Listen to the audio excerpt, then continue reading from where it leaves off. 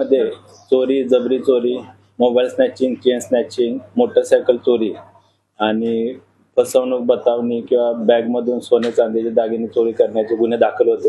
ज्यामध्ये एकूण 52 लाखाचा मुद्देमाल हस्तगत करण्यात आला आहे. ज्यामध्ये 32 तोळे सोन्याचे दागिने आहेत, 5 मोटरसायकल आहेत, एक फायर आर्म अग्निशस्त्र, एक राऊंड आणि चाकू असा मुद्देमाल जप्त करण्यात आलेला आहे. ज्यामध्ये 2 पुरुष आरोपी आणि 2 महिला आरोपी यांना अटक करण्यात आलेली आहे. यामध्ये एकूण 5 चेन स्नॅचिंग, 5 मोटरसायकल चोरीचे गुन्हे, 4 मोबाईल स्नॅचिंग, एक फायर आर्म आणि इतर 9 चोरीचे गुन्हे असे एकूण 24 गुन्हे उघडकीस आलेले आहेत.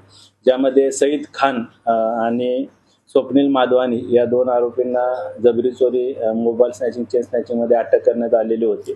या दोन्ही आरोपींवर पूर्वी सईद खानवर 12 गुन्हे आणि स्वप्नील माधवानी याच्यावर एकूण 10 गुन्हे दाखल आहेत. त्यात महिला 2 आरोपी आहेत. या बस स्टँड परिसर असेल किंवा इतर मार्केटच्या परिसरामध्ये बॅगमधील सोने चांदीचे दागिने असतील, मोबाईल असेल किंवा इतर मौल्यवान वस्तूंची